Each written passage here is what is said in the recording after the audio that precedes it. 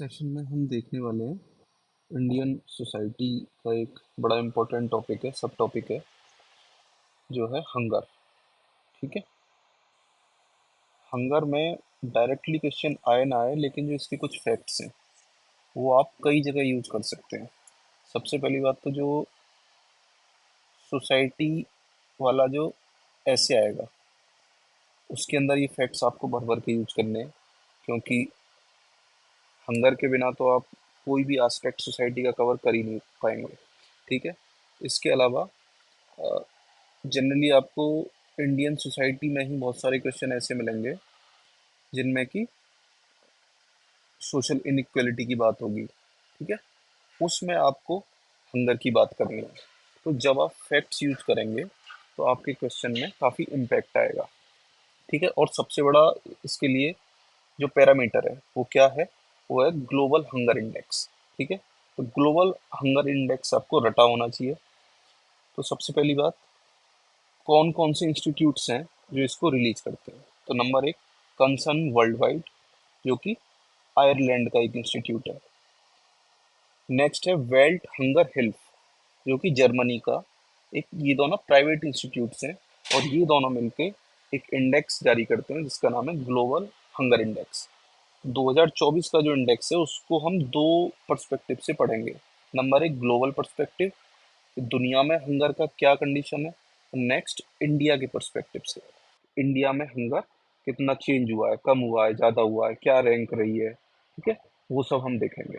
तो main main जो fact है बस उतना आपको लिखना है, वो नोट करने, और वो जहाँ भी मौका मिले, चाहे ऐसे में चाहे जीएस के आंसर्स में, वो आपको इनपुट करने हैं। सबसे पहली बात, जो बहुत ही इम्पोर्टेंट फैक्ट इस बार निकल के आया सामने, वो ये कि देश अ, अभी भी दुनिया के कम से कम 42 देश ऐसे हैं जहाँ पे कि जो हंगर है वो अलार्मिंग लेवल पे है। ठीक है। देशों के नाम आपको जानने नहीं है, आपको बस इतना याद रखना है कि अभी भी लगभग एक चौथाई दुनिया में जो हंगर का लेवल है वो अलार्मिंग लेवल पे है। नेक्स्ट, एक और इम्पोर्टेंट फैक्ट जो इस पर निकल के आया, वो ये कि जो सबसे ज़्यादा इम्पैक्ट फील कर रही है जो सेक्शन है, वो है वीमेन और गर्ल्स। ऑल्दो वो ऑब्वियस है, लेकिन इस बार कुछ कनेक्ट करके दिया गया है। कनेक्ट क्या किया है इन्होंने? बताया है कि जो हंगर है वो किससे प्रभावित होता है। वो आपके एक्सट्रीम वेदर इवेंट्स से। ठीक है।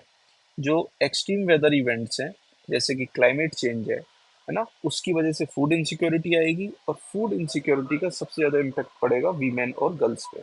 ये दो आपको अगर फैक्ट पता है, आप कहीं भी यूज कर सकते हैं। बहुत इंपॉर्टेंट फैक्ट है। अब आपको आना है इंडिया लेवल पे। इंडिया को थोड़ा सा डीपली पढ़ेंगे। नंबर एक, तो आपको रैंक पता होना चाहिए। ठीक है। और आप ये भी देख सकते हैं कि अगर आप ग्लोबल लेवल पे इंडेक्स का लेवल देखेंगे तो वो है 18.3, और इसको मॉडरेट कहा जा सकता है। तो दुनिया में ओवरऑल, ऑल तो कुछ जगह अलार्मिंग है ना, कुछ जगह नॉर्मल कंडीशन है, तो ओवरऑल लेकिन जो दुनिया की भूख की स्थिति है वो है मॉडरेट। इंडिया में आए हम, तो इंडिया में जो कैटेगरी है वो है सीरियस कैटेगरी। ठीक है। और रैंक हमारी कुछ इम्प्रूव हुई है। लास्ट ईयर 111 थी आउट ऑफ 127 कंट्रीज। इस बार हम 6 रैंक्स बढ़े हैं, तो अब हमारी रैंक है 105। तो ये रैंक आपको पता होना चाहिए, ये ज़रूर पता होना चाहिए। आप अगर रैंक लिखेंगे, आपको कई जगह पे इंट्रोडक्शन में काम आएगी ये रैंक। बहुत सारे आंसर्स का आप इंट्रोडक्शन इससे शुरू कर सकते हैं, चाहे वो सोसाइटी का आंसर हो, चाहे वो इकोनॉमी का आंसर हो, कई जगह ये काम आएगी। है ना। ग्लोबल हंगर इंडेक्स में इंडिया की रैंक 105 है, और ये हम सीरियस कैटेगरी में हमको डाला गया है। और कुछ फैक्ट्स इंपॉर्टेंट। नंबर एक, कि अभी भी हमारे देश की 13.7% जो पॉपुलेशन है, या आप लिख सकते हैं अबाउट 14% जो पॉपुलेशन है, वो अभी भी अंडर नरिश्ड है। स्कोर पता हो ना पता हो, बस एक आइडिया हो कि अगर दुनिया का स्कोर 18.3 है तो हमारा स्कोर है 27.3। ठीक है। क्योंकि दुनिया मॉडरेट लेवल पे है अभी, और हम सीरियस कैटेगरी में है, तो हमारा ये स्कोर अगर अबाउट 25 भी आपको याद रहता है तो वो भी सफिशियंट है।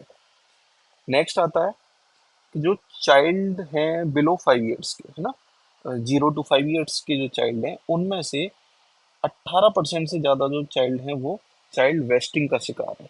ठीक है, चाइल्ड वेस्टिंग का मतलब है कि उनका जो वेट है उनके हाइट के हिसाब से कम है।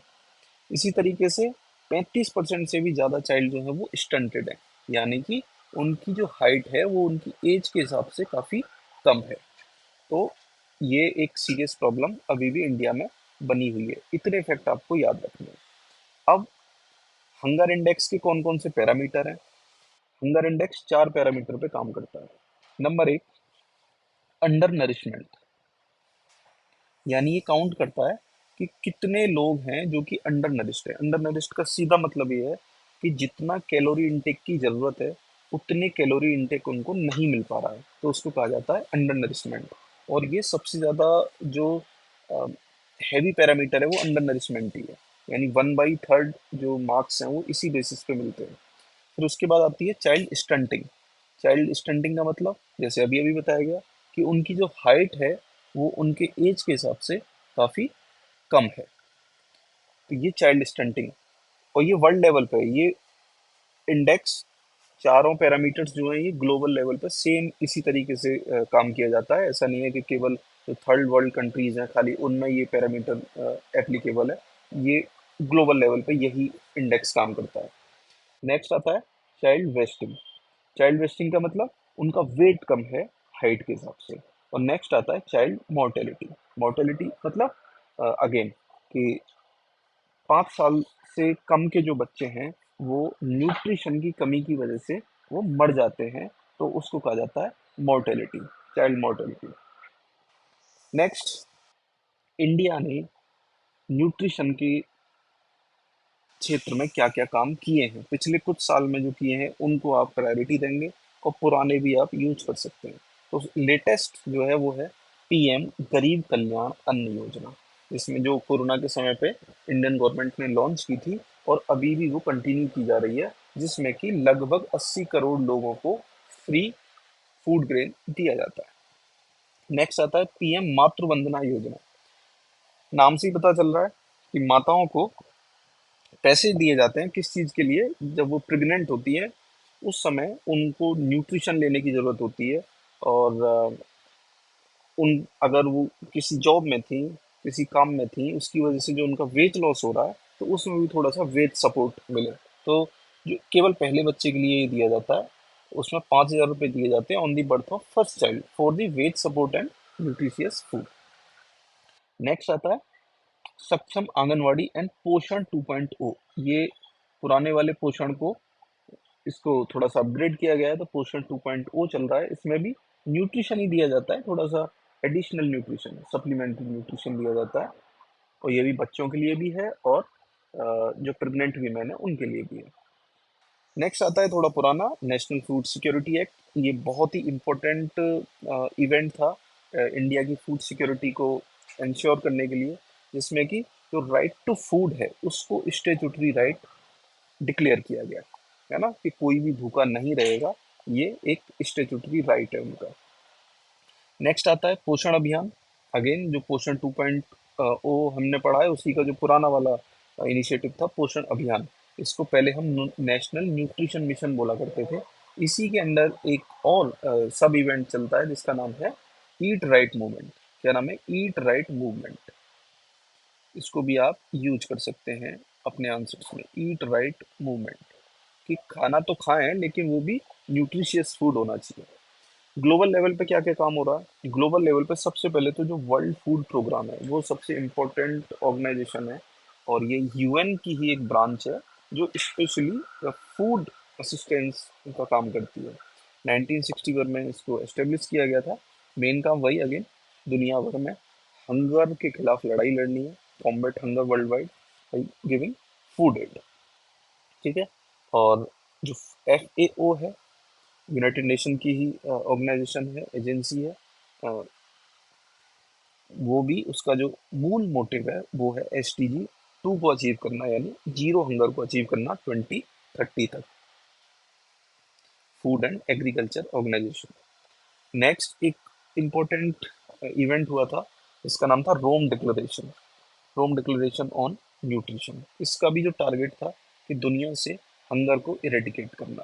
ठीक है, हंगर को और इसके साथ साथ मेल न्यूट्रिशन को इरेडिकेट करने का जो काम है वो रोम डिक्लेरेशन में किया गया। अभी रिसेंट में ही एक जीरो हंगर चैलेंज हुआ था, जो कि United nation security secretary general ने सारे कंट्रीज से, जो भी यूएन के मेंबर हैं, उनको एक ये रिक्वेस्ट की थी कि हम अपने अपने देशों में जीरो हंगर को टारगेट लेकर चलें। ऑल्दो वही SDG 2 को अचीव करें, मतलब इनडायरेक्टली वही कहना है, लेकिन एक नया चैलेंज उन्होंने सारे देशों को दिया जीरो हंगर चैलेंज के नाम से। तो आप इसको भी लिख सकते हैं। अब करंट में आए हम, बिल्कुल लेटेस्ट। तो जो 2024 के अंदर G20 की मीटिंग हुई थी, लीडर समिट हुई थी, वो ब्राजील में हुई थी।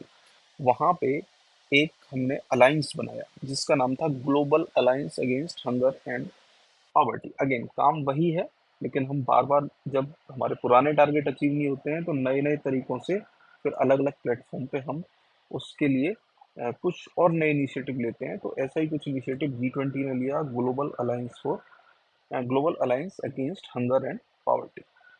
टारगेट वही, आपको हंगर को इरेडिकेट करना है, पॉवर्टी को इरेडिकेट करना है। तो नो पॉवर्टी मीन्स SDG 1 और नो हंगर मीन्स SDG 2, और साथ ही साथ इनइक्वलिटी को भी हमें रिड्यूस करते जाना है। तो वो SDG 10 हो जाता है आपका। ठीक है, और सबका टारगेट ईयर 2030 ही है। 3 पिलर पे काम करेगा, नेशनल लेवल पे, फाइनेंशियल लेवल पे और नॉलेज लेवल पे। ये इसके 3 पिलर हैं। तो आप, ये सफिशिएंट फैक्ट है, आप बहुत सारे क्वेश्चंस को इसी से केवल कवर कर सकते हैं। खासतौर पे आपको इंडिया के जो ये फैक्ट्स हैं, 105 हमारी रैंक है, 27.3 हमारी स्कोर है, और हम सीरियस कैटेगरी में आते हैं। 5 साल से ज़्यादा उम्र के जो 18% से ज़्यादा, 5 साल से कम उम्र के 18% से ज़्यादा बच्चे वेस्टिंग का शिकार हैं, 35% बच्चे स्टंटिंग का शिकार हैं। ये सब चीज़ें आप यूज कर सकते हैं। थैंक्स।